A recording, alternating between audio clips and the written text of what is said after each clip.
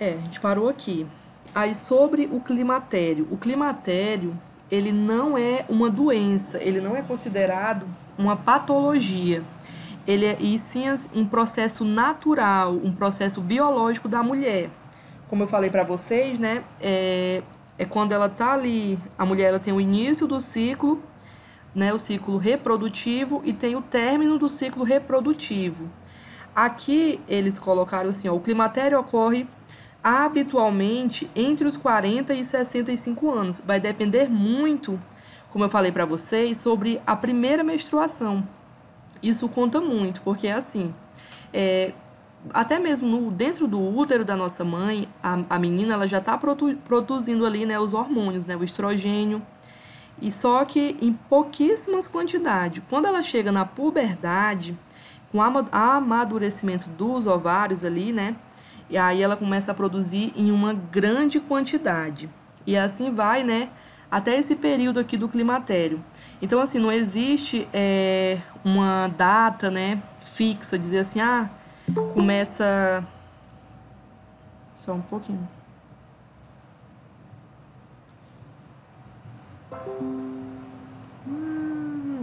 É esse. Diz assim, começa ali com 39 anos. Não, vai depender de cada organismo, né? Da menarca de cada mulher. Vocês lembram que a gente falou, né? Que a menarca é a primeira menstruação. Então, tudo isso vai depender muito de cada mulher. O organismo de cada mulher. E aí o climatério, ele... De novo, vamos lá. É esse slide. Opa.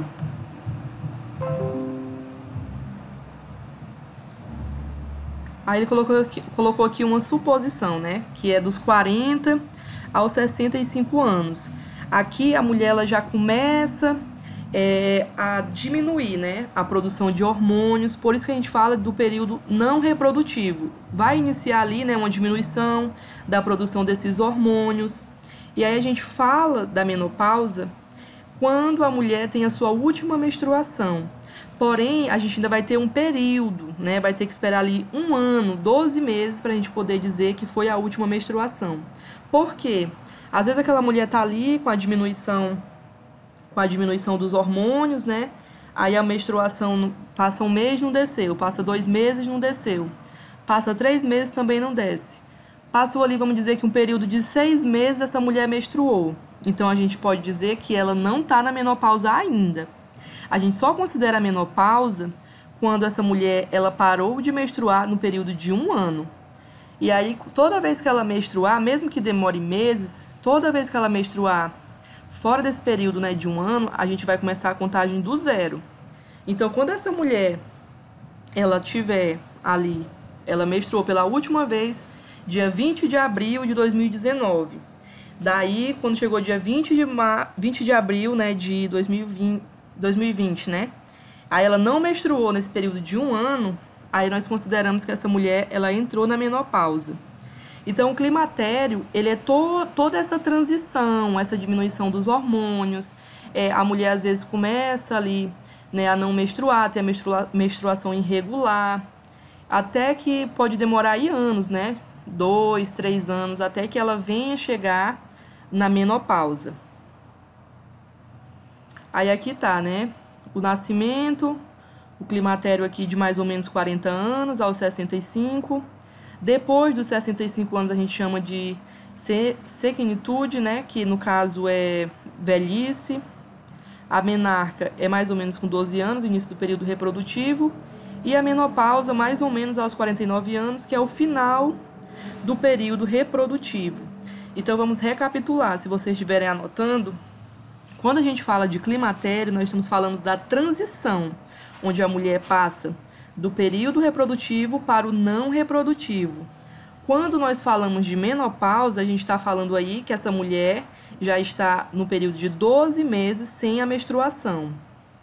E aí ela não tem uma idade definida, por isso que aqui a gente coloca assim mais ou menos, porque vai depender do organismo de cada mulher, de quando foi a primeira menstruação dessa mulher. E aí, a fisiologia, né? O que vai acontecer no corpo da mulher? Alterações endócrinas decorrentes do declínio da função ovariana, irregularidades menstruais, né? Como a gente havia falado. Mais tardiamente, para a menorreia. Lembra que eu falei na aula passada que a menorreia era a ausência de menstruação? Caracterizando a menopausa, tá lhe dando sinais, né, de que a menopausa ela está próxima. Ocorre a diminuição da progesterona, do estradiol e da inibina decorrentes da falência folicular, redução das células secretoras e diminuição dos receptores de gonadotrophinas, aumento da secreção de androstediona, principal esteroide secretado pelo ovário na pós-menopausa. Na unidade de hipotálamo e hipofisária ocorre a hiperfusão e hipertrofia, caracterizada pelo aumento dos níveis de gonotrofinas, FSH e LH. Cadê? FSH, que se eu não me engano, é folículo, alguma coisa estimulante, que é esse hormônio aí, ele também é um que tem a função da gestação também, né? Eu não me lembro muito bem, mas se esse hormônio estiver baixo, a mulher ela não pode engravidar. Aí tá aqui, né, com valores 14 vezes maiores e valores de LH 3 vezes maiores que no período pré-menopausa.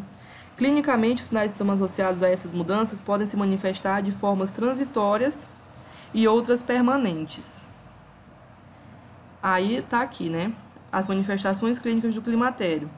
Como eu falei anteriormente, elas podem ser transitórias, representadas pelas alterações no ciclo menstrual e pela sintomatologia mais aguda, e as não transitórias, representadas pelos fenômenos atróficos, né, geniturinários, distúrbios no metabolismo lipídico e ósseo. A gente vai ver mais para frente, eu acho que nesse slide mesmo, que a gente também tem a questão da osteoporose. Então, todo o organismo da mulher, ele vai ser alterado, né, quando se dá início ao climatério. Aí as manifestações transitórias são menstruais, neurogênicas, psicogênicas. Menstruais, né, maior intervalo entre as menstruações ou menor intervalo. Menstruações abundantes e com muita duração, né, que às vezes a mulher pensa que ela está com hemorragia, né, porque acontece um aumento do fluxo sanguíneo. Pode também acontecer aí dela, se ela menstruava uma vez ao mês, ela passa a menstruar 2 vezes ao mês. Ou se ela menstruava um mês, ela passa aí um período de 2 meses sem menstruar. Então, vai acontecer toda, né, uma alteração no ciclo menstrual dessa mulher. As neurogênicas, né, que é a mais, assim, até a gente fala assim, acho que eu tô na menopausa, né? Esse sintoma aqui é o mais conhecido, né? Que são as ondas de calor, fogachos, né? Que a mulher tá ali numa sala, com o ar-condicionado tinindo, mas ela tá sentindo calor. É umas ondas de calor, né, que vem. E aí a gente tem a sudorese, né, consequência aí desses fogachos, tontura, parestesias, insônia, calafrios, palpitações, cefaleia, fadiga, perda de memória. Na psicogênicas tem a diminuição da autoestima, dificuldade de memória, dificuldades sexuais, né, por conta que tá ali diminuindo, né, ali a quantidade de hormônio. E aí a mulher, ela vai ali perdendo, né, o libido, né? Isso não é regra, né? Pode ocorrer. E aí, irritabilidade, insônia, sintomas depressivos, dificuldade de concentração, labilidade afetiva. Aí, quais são as manifestações não transitórias? A gente tem as urogenitais, metabolismo lipídico e metabolismo ósseo. E aí, a gente tem aqui o ganho de peso, a modificação no padrão de distribuição de gordura, tendência de gordura, de acúmulo de gordura na região abdominal. Aí, a adoção de um estilo saudável com a prática de regular de atividade física e alimentação adequada para as necessidades das pessoas, né, da pessoa, reduz essa manifestação. Nas urogenitais, mucosa mais delgada, sangramento na vagina, aumento da frequência miccional.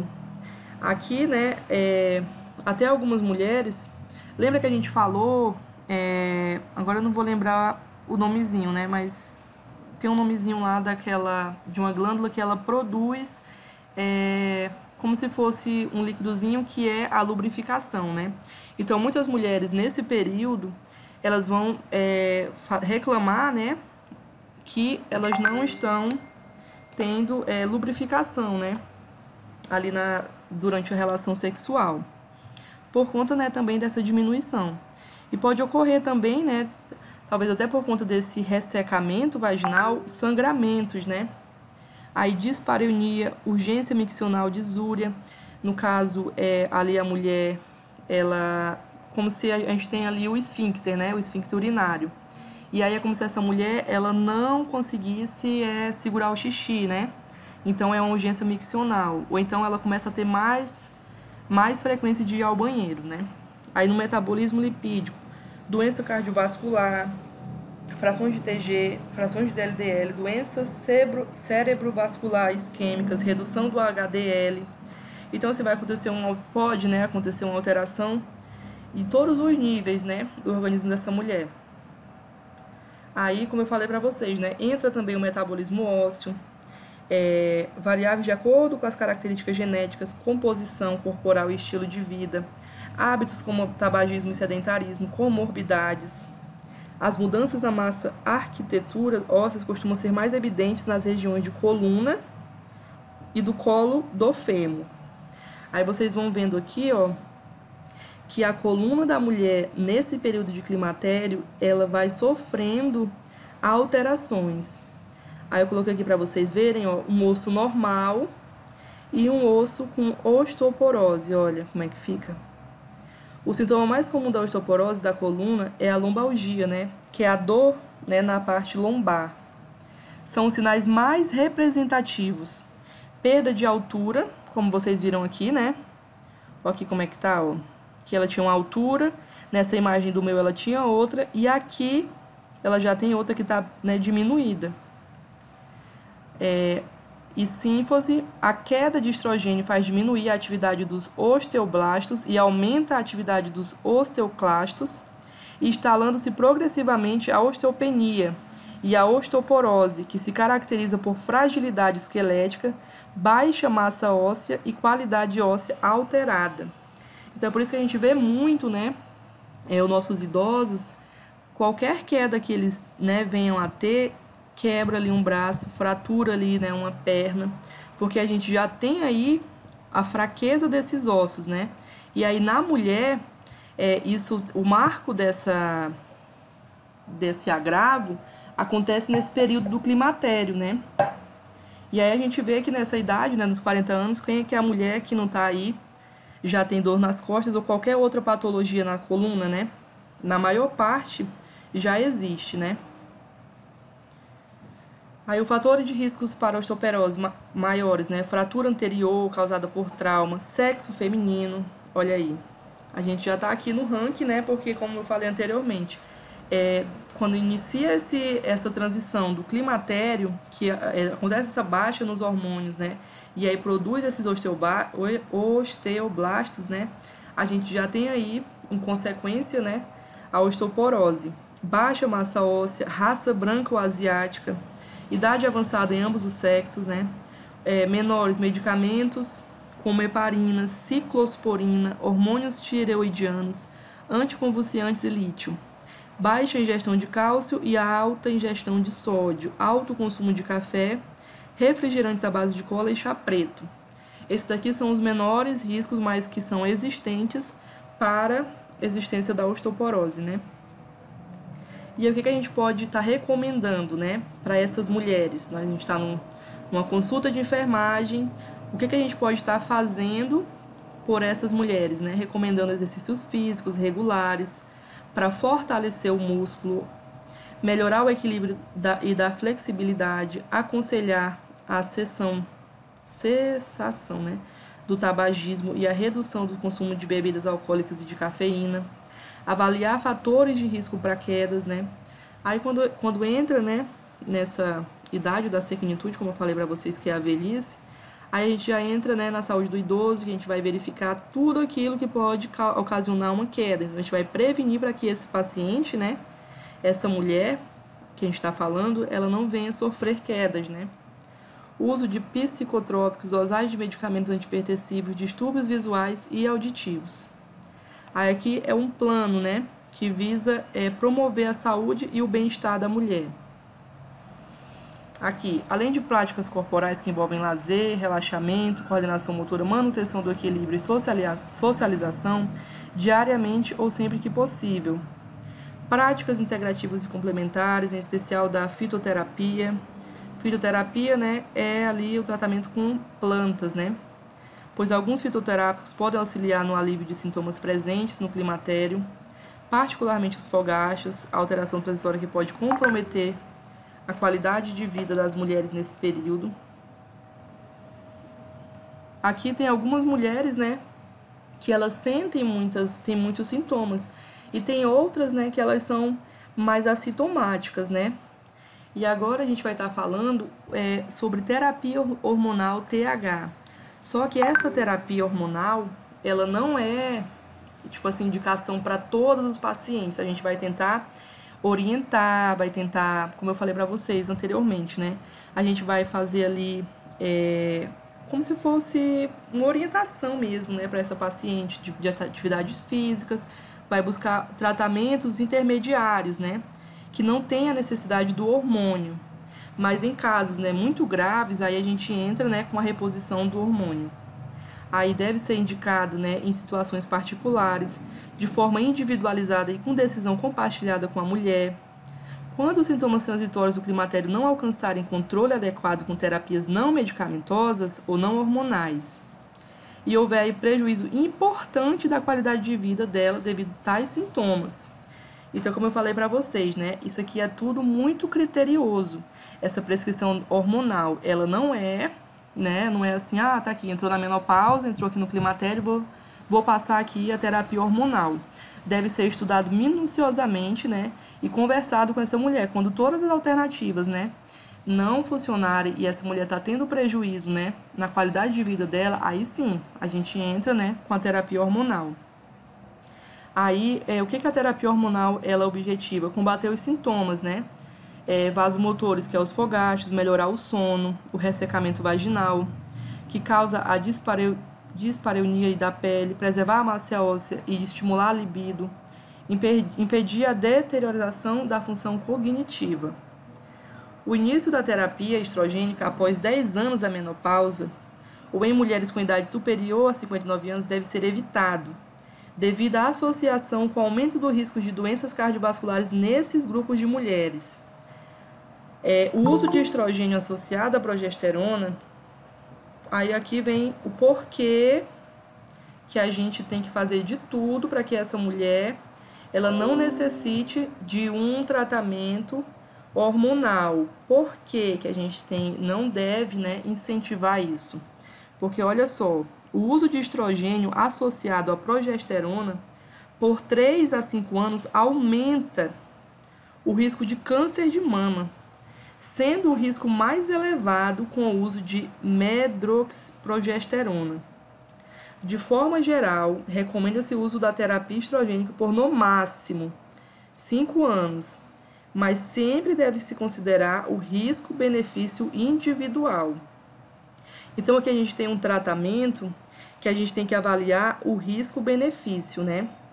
Essa paciente, ela tá tendo sintomas graves que tá influenciando na qualidade de vida dela.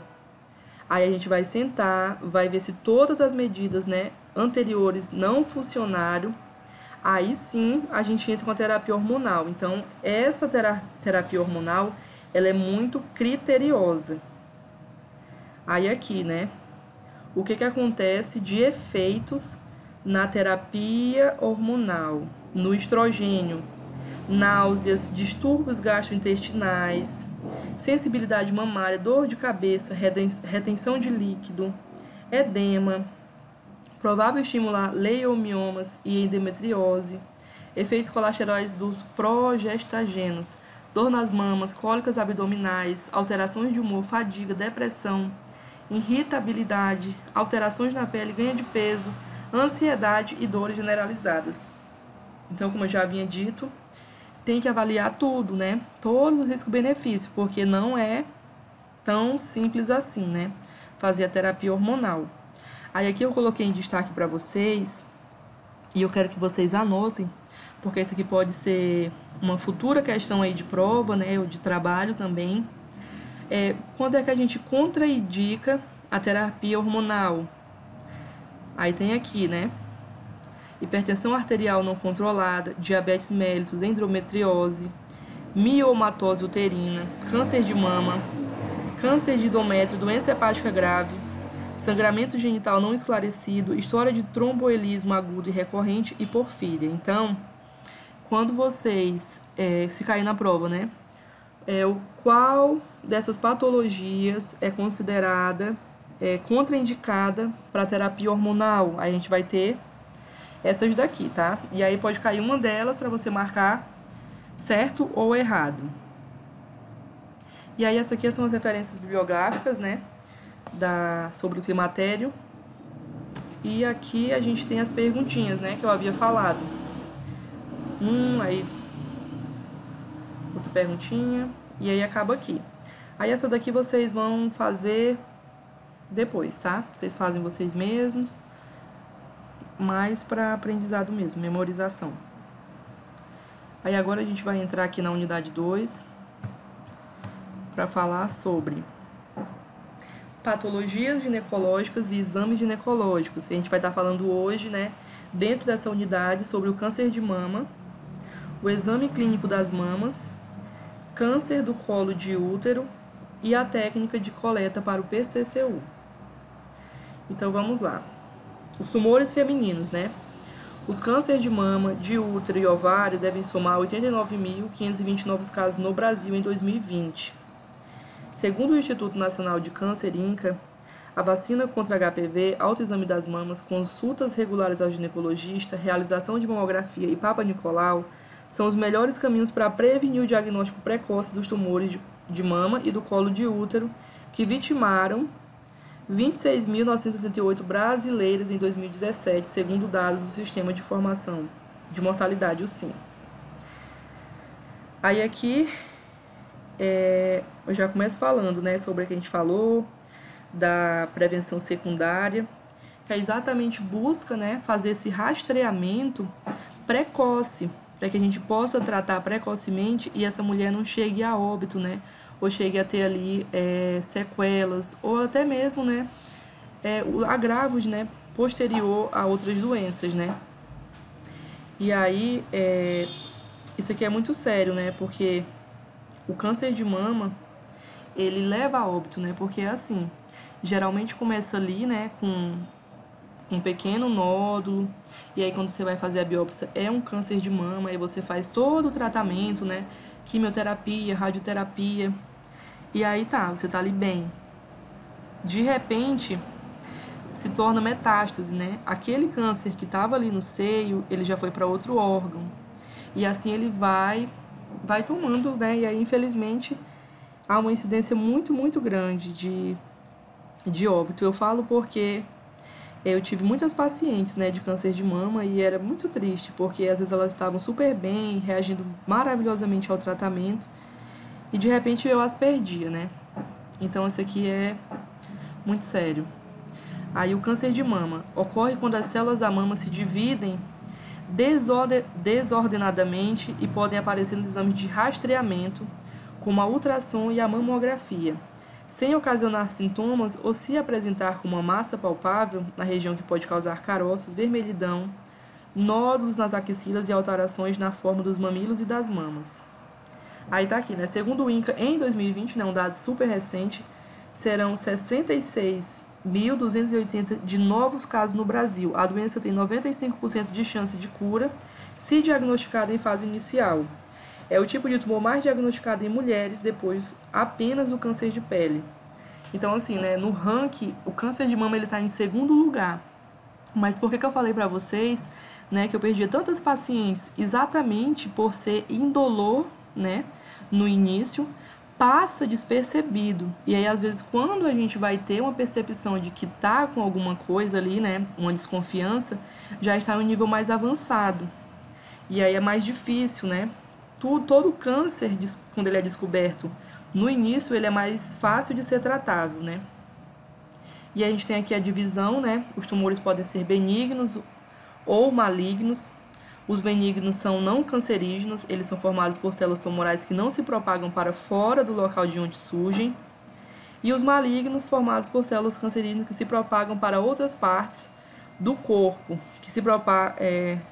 do corpo através da corrente sanguínea ou do sistema linfático. Aqui eu não coloquei uma imagem, mas vou falar um pouquinho. E eles podem se espalhar para outros órgãos além da mama, as chamadas metástases, que foi o que eu falei há pouco, né? É porque aqui eu não coloquei uma imagem legal para eu mostrar para vocês. Mas o que é o câncer, né, em si? Ele é ali a multiplicação das células, ele vai fazendo ali como se fosse uma mutação mesmo.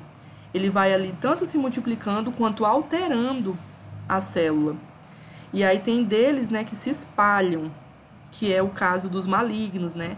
E aí ele vai se espalhando para toda ali corrente sanguínea. E aí quando você pensa que fez o tratamento, que cessou, ele retorna, né? É maligno mesmo, assim, é do mal. E aí quais são os fatores de riscos, né? Existem 2 grupos de fatores de risco para o câncer de mama. Os não modificáveis, que é o histórico familiar. E aí entra, né, que quando você tem ali, né, uma mãe, uma avó, alguém na família ali que já teve o câncer de mama, você tem 10% de probabilidade de também chegar, né, a ter o câncer de mama. A gente tem aqui em Rio Branco uma geneticista, não sei se já tem outra, mas na época que eu trabalhava no hospital de câncer só tinha uma geneticista. E geralmente, né, quando a gente tinha uma paciente diagnosticada com câncer de mama, né, a gente fazia um rastreio, né, a família ali era encaminhada para a geneticista, que fazia alguns exames já para investigar, e aí já é uma forma, né, de prevenção, para ver se essa pessoa, né, essa filha, né, ou essa irmã, tinha também a tendência, né, ali de ter o câncer de mama, né. Aí aqui a gente tem, né, a menopausa tardia, olha aí. Menopausa tardia, a gente já sabe que não é um ponto positivo, né? Ausência de gestação. Aí, por que, professora, que a ausência de gestação seria um dos fatores de risco? Eu não sei se vocês já ouviram falar, mas quando a gente amamenta, a gente está ali também se prevenindo. Uma forma de prevenção do câncer de mama é a amamentação. A primeira gravidez depois dos 30 e o envelhecimento. O envelhecimento, ele vem aí trazendo, né, muitas patologias, né? E aí os modificáveis, isso aqui é os que não dá para modificar, né? E a gente tem aqui dentro também os modificáveis, que são o quê? O tabagismo, que é o número 1, né? Consumo de álcool, excesso de peso, sedentarismo, isso tudo aqui é o que a gente pode mudar, né? A gente pode escolher viver mais, ter mais qualidade de vida, mudando, né, alguns hábitos, né? E aí, como eu falei para vocês, né, 10% dos pacientes possuem fatores genéticos responsáveis pelo desenvolvimento do câncer, né? Saber o histórico familiar é importante para uma melhor conduta de intervenção. Aqui que a gente pode estar fazendo atividade física, aleitamento materno exclusivo, estilo de vida, dieta mais saudável e balanceada, exercício físico, perda de peso, redução de consumo de álcool. Aí aqui eu coloquei a imagem para vocês do autoexame, né? Que a gente pode estar fazendo nós mesmas. O autoexame das mamas é importante para a detecção precoce. Ele é feito com a palpação mensal das mamas no 7º ou no 8º dia após o início da menstruação. Então, eu menstruei ali dia 1º, né? Então, lá pelo dia 7, dia 8, eu vou fazer essa palpação eu mesma, né? E aí, se a gente sentir ali algum carocinho, alguma coisinha diferente, a gente vai procurar a unidade básica de saúde, né, para que seja feita uma investigação. Por isso que é tão importante, né, a mulher ela se tocar, a mulher ela fazer esse autoexame, né? Porque como eu falei para vocês, né, a chance de sobrevida, quando se descobre precocemente, ela é alta. Porém, é uma doença, né, que ela é indolor. Infelizmente, esse nódulo vai ficar ali, não vai causar incômodo, né? Quando ele vier causar incômodo, quando ele vier ficar, aquela região ficar vermelha, ou, né, quer dar uma queimação, né? As minhas pacientes falavam, né? E aí já tá no estágio já avançado, né? quando vem se mostrar mesmo, de fato. Aí deve ser feito todo mês a partir dos 25 anos de idade, e as mulheres que não menstruam devem escolher uma data no mês de fácil memorização. Mas não se esqueça, o autoexame não substitui a mamografia, né? Aí a mamografia a gente vai ver mais pra frente, qual que é a idade, né, que a gente pode estar fazendo. Aí eu vou mostrar aqui pra vocês que tem o exame clínico das mamas, né? Que é aquele que a gente vai fazer nas nossas pacientes, né? E aí foi o único videozinho que eu achei melhorzinho, foi esse. Porque é melhor a gente ver do que falar, né? Então vamos lá. Vamos lá? O exame é construído por etapas que visam realizar uma análise minuciosa das mamas. O diálogo entre médico e paciente é muito importante. Por isso, lembre-se de considerar que as mulheres podem apresentar constrangimento, apreensão e desconforto neste momento do exame físico. Assim, adote um tom tranquilizador, uma abordagem cortês e suave, e informe a paciente sobre os procedimentos antes de começar o exame das suas mamas. Esse momento é uma ocasião para perguntar-lhe se ela observou nodulações ou outros problemas, e se realiza o autoexame mamário regularmente, bem como orientar sobre a realização do autoexame. São 4 as etapas do exame físico das mamas: inspeção estática, inspeção dinâmica, palpação dos linfonodos e palpação das mamas.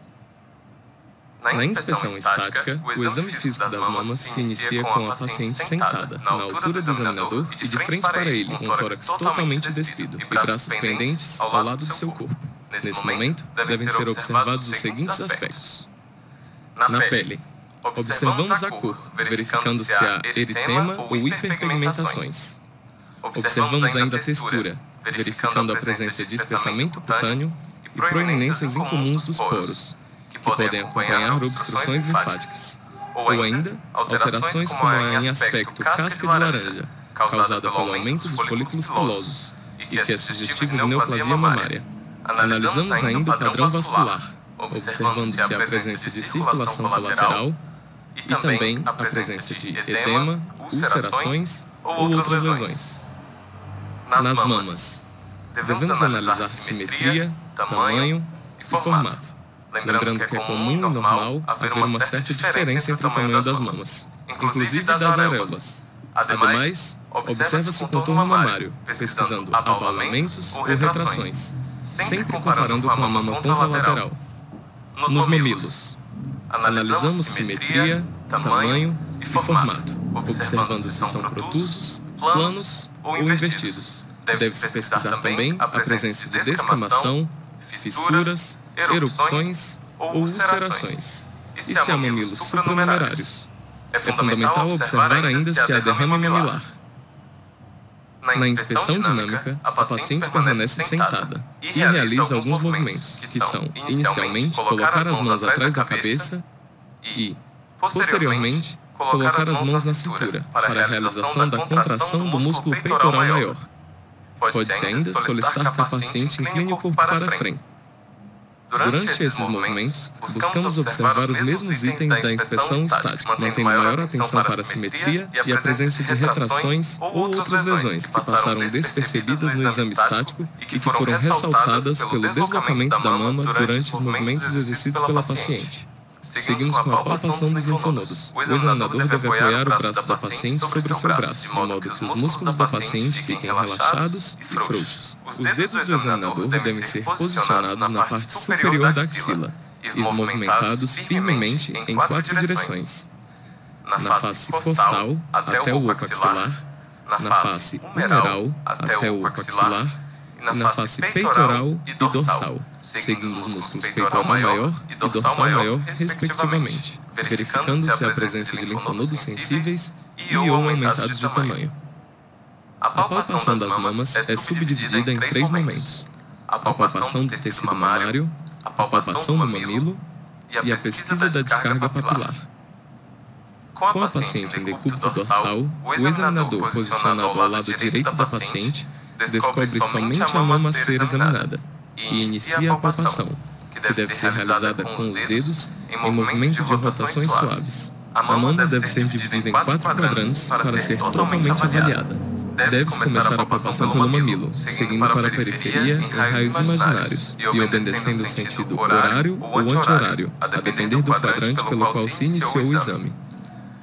O procedimento deve-se seguir até palpar toda a mama. Durante o exame do tecido mamário, devemos avaliar a consistência dos tecidos, lembrando que a consistência normal varia muito e depende das proporções relativas do tecido glandular, mais firme, e de gordura, mais mole. Além disso, pode haver uma nodularidade fisiológica, que aumenta durante o período menstrual. Avalie também se há hipersensibilidade, comum no período pré-menstrual. Lembre-se ainda de realizar também a palpação do prolongamento mamário axilar.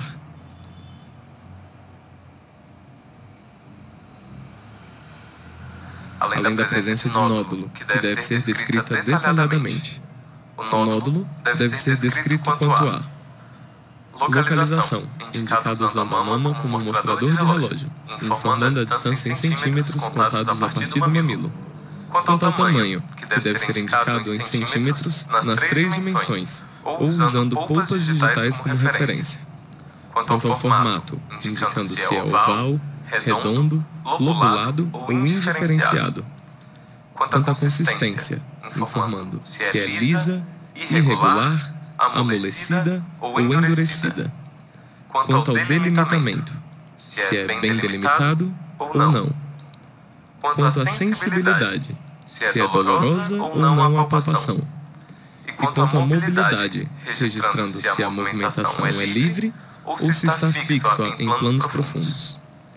Lembre-se de diferenciar se é um nódulo solitário ou múltiplo e informar o aspecto da pele sobre o nódulo e se há linfonodomegalia associada. Em seguida, realize a palpação do mamilo, observando se este está retraído ou deslocado. Terminada a palpação da mama e do mamilo, prossegue-se com a pesquisa de descarga papilar, que deve ser realizada utilizando o dedo polegar e o indicador, aplicando pressão suave e realizando o pinçamento do mamilo. Esse movimento deve ser realizado em pelo menos 2 direções. Após o término do exame de cada uma das mamas isoladamente, prossiga com as demais etapas do exame físico ginecológico. Nos vemos no próximo vídeo. Até a próxima.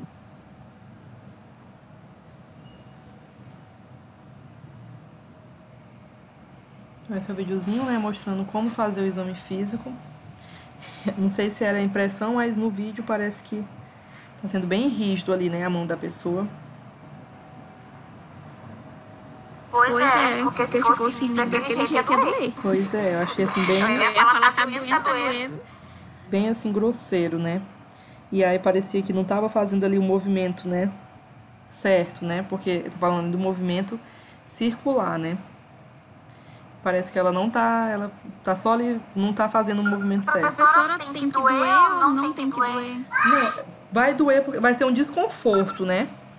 Porque a gente sabe que a mama mesmo, ela é sensível, né? E aí talvez ela cause um pouco de desconforto, né? Quando a gente fizer, mas aí quando dói já é uma hipersensibilidade, né? Aí a hipersensibilidade é que seria, né, um sinal que a gente tem que investigar, né?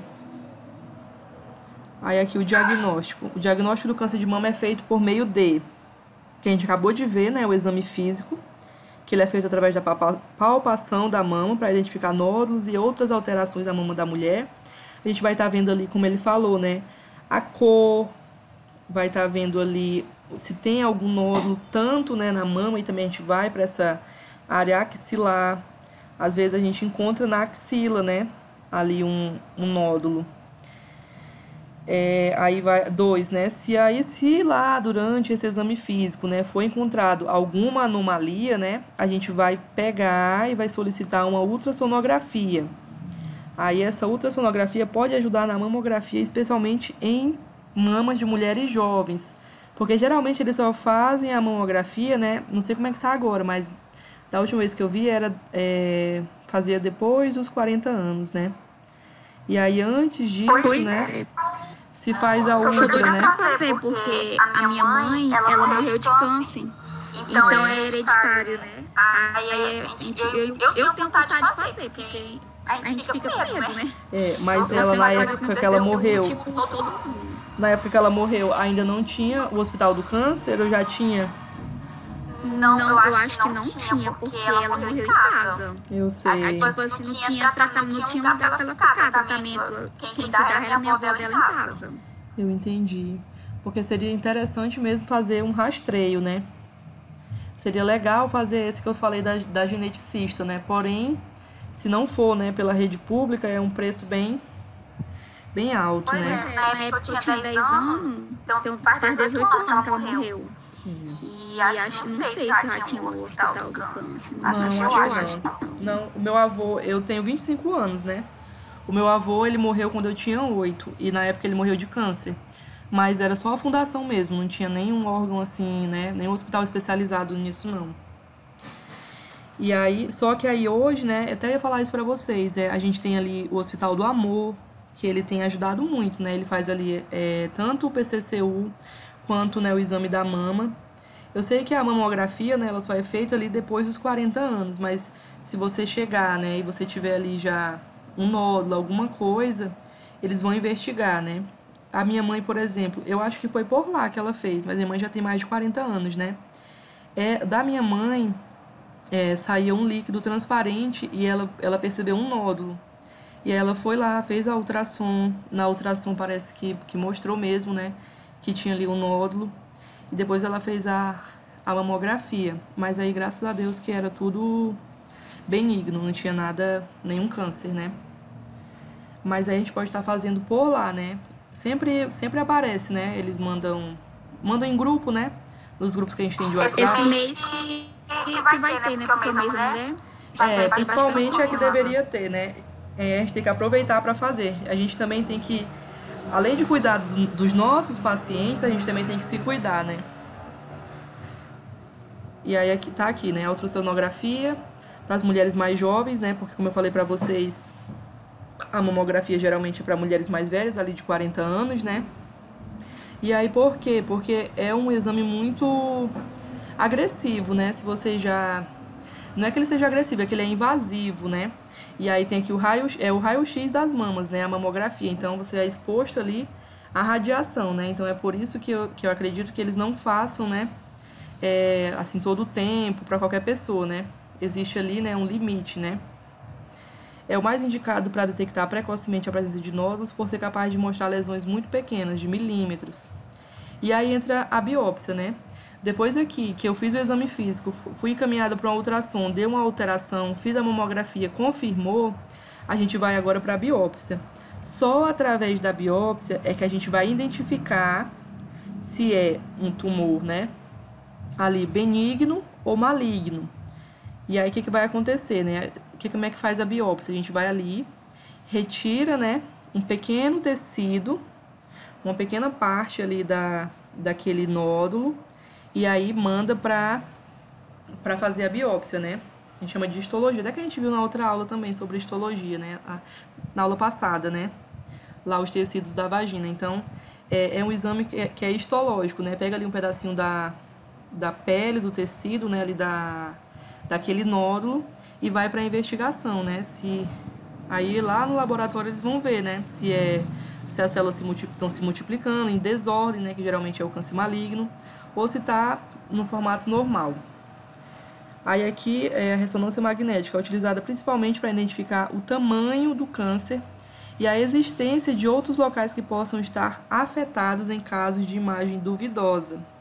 Então é para ver, né, se já tem aí as metástases, né, se já está irradiando para outros locais do corpo.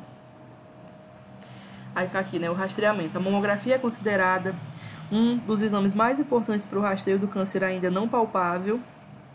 Toda mulher entre 50 e 69 anos de idade deve fazer uma mamografia anualmente ou no máximo a cada 2 anos. Então a mulher que ela está nessa faixa etária, uma vez por ano ela tem que fazer esse exame, né? Ou no máximo a cada 2 anos. Aí nos casos de histórico familiar, o exame anual, olha aí, acho que foi a Rose que falou, né? nos casos de histórico familiar, o exame anual deve ser iniciado aos 35 anos de idade. Então, Rose, é bom tu procurar lá o Hospital do Amor e falar, olha, minha mãe teve câncer, né? E eu queria já começar a fazer, né, o rastreamento. Eu não sei a tua idade, né? Mas se tiver aí nessa faixa etária, né, é um direito então, seu. Eu tenho 28, vou fazer 28 agora esse mês. Mas eu acho que eles... Porque, tipo, não tenho nenhum... O único histórico familiar da minha família com câncer foi o da minha mãe. Tipo, nenhum... Não tinha mais outros parentes. Mas a tua mãe é que é o principal mesmo. Porque ela, o câncer dela foi de útero. Pois câncer no útero. Aí o que eles falaram pra mim e pra minha mãe é que a gente tem que ficar fazendo anual o nosso PCCU. Isso mesmo. É importantíssimo, porque é mãe, né? Ali é bem... A hereditariedade é bem próxima, né? Aí aqui, ó, a lei 11.664 de 2008. Toda mulher tem direito à mamografia a partir dos 40 anos. Ela tem direito à mamografia, mas aí eu acredito que seja feito esse rastreio, né? O exame físico, né? A ultrassom. E aí, se ela realmente precisar, né? Se for necessário, aí faz a mamografia aí nessa idade, né? E aí, como é que é feito o tratamento? É determinado conforme o tipo e o estadiamento do câncer. Os mais indicados são quimioterapia, radioterapia, hormonioterapia, cirurgia parcial, total ou radical e terapia alvo dirigida, né? Então, essas daqui são as formas, né, terapêuticas aqui do câncer de mama. Na maioria, né, são esses daqui, mas vamos ver mais pra frente. A remoção do tumor, também conhecida como mastectomia, que é quando a gente sempre vê, né, assim, as mulheres, né, que precisam retirar a mama para poder, né, combater o câncer. Agora a gente vai estar falando sobre o câncer do colo do útero. Para mim, o mais letal é o que a gente acabou de falar, do câncer de mama. Porque, por ele ser muito silencioso, a gente acaba descobrindo tardiamente e aí o tratamento às vezes não surte tanto efeito, né? Ou quando surte, vem as metástases. Já o câncer de colo do útero, ele é mais tranquilo. A maioria das mulheres que eu tive como paciente, elas, né, estão bem, elas fazem um acompanhamento ali anual, às vezes de 4 em 4 anos, dependendo ali do processo dela, né? E vamos estar falando um pouco sobre o câncer de colo do útero, né? Ele atinge os órgãos reprodutores femininos, o colo uterino ou a cérvix. Aí lembra que eu falei pra vocês, né? Que eu fui fazer o PCCU e a paciente tinha feito ali a esterectomia, né? Não tinha mais o útero, mas a gente mesmo assim faz, né, a coleta do colo uterino, localizadas na parte inferior do útero, próximo ao canal vaginal. É o terceiro tumor maligno mais frequente na população feminina, atrás do câncer de mama e do colo retal, sem contar o câncer de pele não melanoma. E a quarta causa de morte de mulheres por câncer no Brasil, segundo o INCA. Para 2020, são esperados 16.590 novos casos e em 2017, 6.385 mulheres morreram por causa da doença. E aí, como é que se dá, né, o câncer do colo do útero, né? 90% dos casos estão relacionados à infecção pelo papilomavírus humano, o HPV. Por isso que é tão importante, né, nós que somos mães de meninas de 9 a 14 anos, que a gente as vacine, né? Porque é uma forma, né, da gente prevenir as nossas filhas, né? Quem tem filha. O vírus é transmitido pelo contato direto de pele com pele durante o sexo vaginal, oral ou anal. A gente tem aqui, né, os fatores de risco. Principalmente, número 1, né, atividade sexual precoce, prática sexual com vários parceiros, sexo sem preservativo e histórico de doenças sexualmente transmissíveis. Aí, quais que são os sintomas, né? A mulher vai sentir ali, né, um sangramento vaginal, vai ter dor vaginal após relações sexuais. Aqui é muito confundido com a DIP, né? Que é a doença, DIP, doença infecciosa. Eu acho que é doença infecciosa, né? Que a gente também tem esses mesmos sintomas, né? Às vezes não chega a ter o sangramento, mas dói ali, né, na região vaginal, assim, debaixo aqui da bexiga, né? Aí, dor abdominal associada a queixas urinárias ou intestinais, corrimento ou secreção. Lembrando, né, que existem os corrimentos que eles são normais, né, que eles são esperados da mulher, e tem aqueles, né, que são patológicos, que a gente vai estar falando mais pra frente. E aí, qual que é a forma de prevenção, né? Como eu falei há pouco, a vacina, né, para as meninas de 9 a 14 anos e os meninos de 11 a 14. São mais de 200 tipos diferentes de vírus do HPV. E 13 deles apresentam maior risco de desenvolver o câncer do colo do útero. A vacina é eficaz contra 4 subtipos: o 6, o 11, o 16 e o 18. Os tipos 16 e 18 do vírus HPV são responsáveis por 70% dos casos de câncer do colo do útero. O uso de preservativo nas relações sexuais também é recomendado. E aí, como é que é feito o rastreamento? Exatamente pelo nosso exame, né? Papa Nicolau, que ele identifica lesões percussoras que podem se transformar em células cancerosas, e o exame é indicado para todas as mulheres a partir dos 25 anos com vida sexual ativa. Mas eu acredito que se você já tem, né, mesmo que tenha menos de 25 anos, mas já iniciou uma vida sexual ativa, também pode estar realizando o exame, né? E aí, quais são os tratamentos para o câncer do colo do útero? Oi.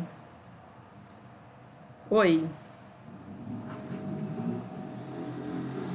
Tô ouvindo. Oi. Deixa eu perguntar. O técnico de enfermagem, ele... do PCCU? Se ele faz a coleta, tá falhando o áudio. Mas eu acredito que a pergunta seja essa, né? Esse técnico de enfermagem pode fazer a coleta do PCCU? Não. Eu acredito que o técnico de enfermagem, ele não faça a coleta. Ele pode auxiliar. Porque isso aí já é uma... Lembra que a gente falou, né, sobre as atividades privativas do enfermeiro, né? Eu já vi médicos fazer a coleta e enfermeiros. Agora, o técnico, eu acredito que ele fique, né, como a gente falou nas outras aulas, em grau auxiliar. Ele vai auxiliar ali o enfermeiro, né, a fazer o exame. Deixa eu passar aqui. Aí, sobre o tratamento, né, entre os tratamentos para o câncer do colo do útero estão... Aí aqui a gente já vê que a gente não tem, né? Eu achava que era quimioterapia, mas não é. Radioterapia, quimioterapia, cirurgia e a braquiterapia. A braquiterapia, ela é muito parecida com a rádio, tá? Só que a máquina, ela é diferente. Aí tá aqui, né? Um tipo específico de radioterapia. Então, são essas aqui as 4 formas, né, de tratamento do câncer do colo de útero, né? E aqui pode estar em conjunto, né? O paciente pode realizar uma cirurgia, né? E ficar ali uma pequena parte, ela vai lá fazer radioterapia. E aí, junto com a químio, né? Para combater ali possíveis resquícios, né? Ou se não der para operar, se a gente conseguir tratar aí só com a rádio e com a químio, também a gente faz, né? O tipo de tratamento a ser escolhido depende do estadiamento, né? Sempre vai depender do estadiamento, né? Como é que tá esse câncer, né? Da doença, do tamanho, do tumor e fatores pessoais. A gente tem aí, né, uma mulher com câncer de útero, né? Com hipertensão, diabetes descompensado, ela já corre um risco muito alto, né, de fazer uma cirurgia. Então, tudo isso aí vai ser avaliado. Mulheres que ainda desejam engravidar devem comunicar ao médico para planejar a preservação do útero, caso seja possível. Porque aqui, quando inicia, né,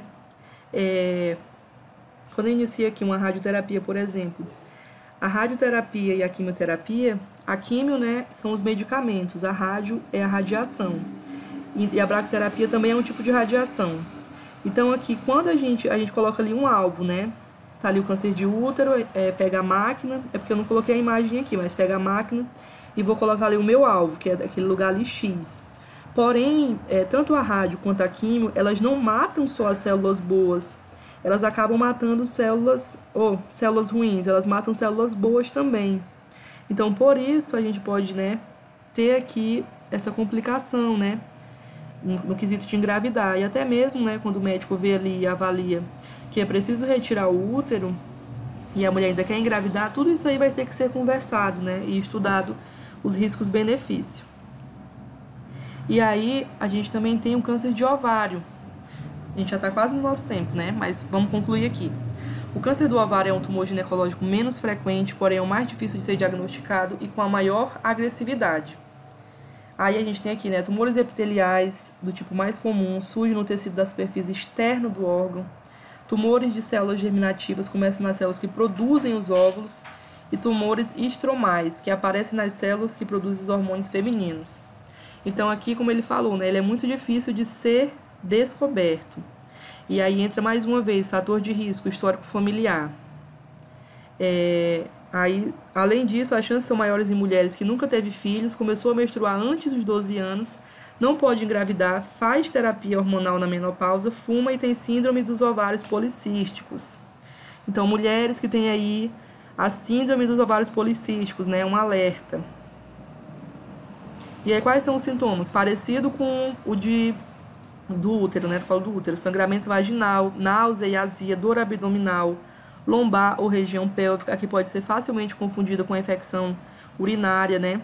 Aumento da frequência e a urgência urinária, prisão de ventre e aumento de volume abdominal. E aí, qual seria a prevenção? Gravidez, algumas medidas podem diminuir a probabilidade de desenvolver o tumor ovário, como gravidez anterior, a amamentação, ter usado anticoncepcionais por mais de 5 anos, ter feito ligadura de trompas ou a remoção dos ovários ou a esterectomia. Por isso que eu falei pra vocês, né, que eu tenho esse sonho aí de fazer essa retirada, já para evitar possíveis doenças, né. E aí, infelizmente, não há exame para detecção precoce do câncer de ovário, como ocorre no de mama e no de útero. Por esse motivo, a mulher deve estar atenta, né, aos sintomas e comunicar ao seu médico. O exame Papa Nicolau não detecta o câncer de ovário, apenas o de útero. Tá, aí o diagnóstico é feito por exame físico, exame pélvico, ultrassom. Aí se vê alguma alteração, né, vai pedir a biópsia e o exame de sangue, né, que existe aqui um nível elevado de substâncias como a CA-125, que pode indicar um tumor no ovário. A gente também tem, né, os exames de sangue, né, no caso de próstata, né, ver ali como é que tá essa taxa, e se tiver alteração a gente tem um possível câncer, né. E aí o tratamento segue, né, bem parecido com os outros, cirurgia, radioterapia e quimioterapia. Aí a gente vai falar, vou tentar fechar às 8, tá, gente? Se eu estiver falando muito rápido, vocês me chamem. E aí a gente vai falar, a gente falou de todas essas doenças, né, lá no exame de mama a gente já falou sobre como é que faz o exame clínico das mamas, né? Que vai ser uma forma precoce de detectar se existe alguma alteração e já encaminhar essa mulher para uns exames mais específicos, né? E assim, se houver mesmo, né, assim, uma confirmação, ela inicie já precocemente ali o tratamento. E não é diferente do exame preventivo do exame preventivo do câncer de colo do útero, né? Chamado por PCCU, né? Mais conhecido por PCCU. A gente chama de Papa Nicolau. E aí, quem foi Papa Nicolau, né? Coloquei aqui pra vocês, George Papa Nicolau.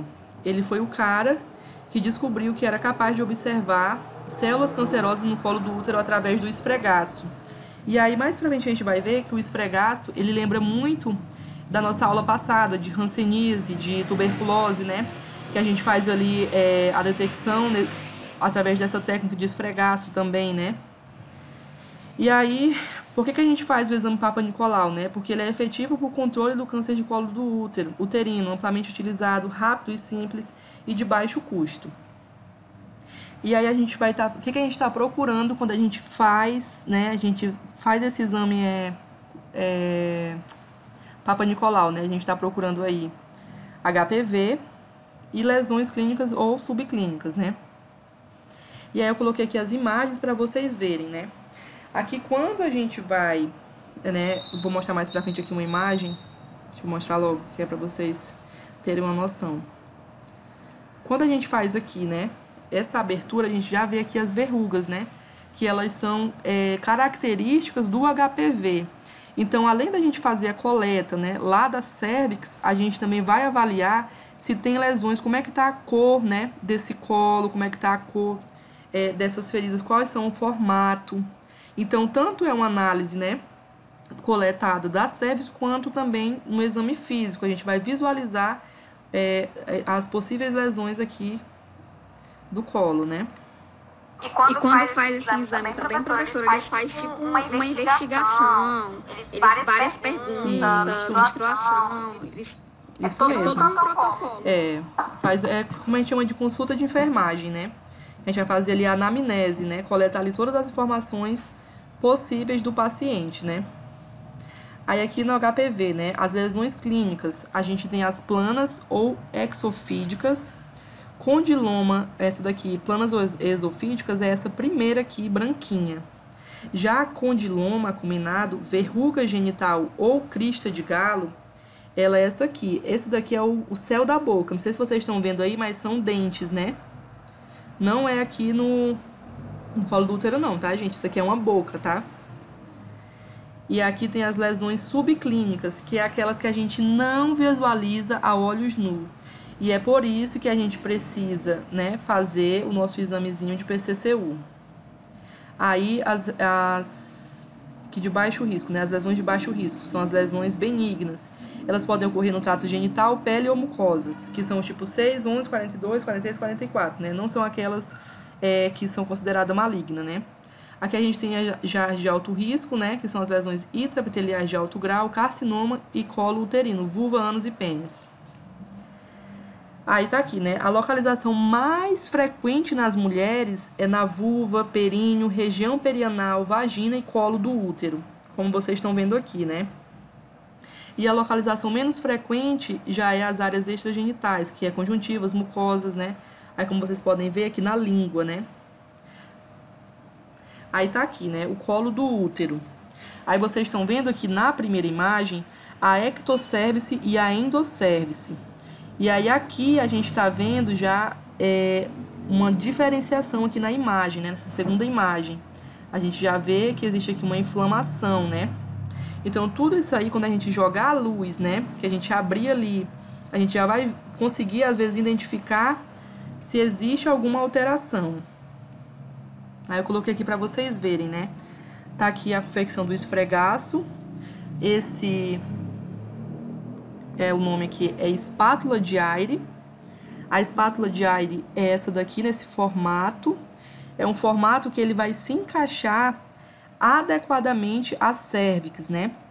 E aí, o nomezinho desse espéculo é espéculo de Colles, que é aquele que a gente faz a abertura, né?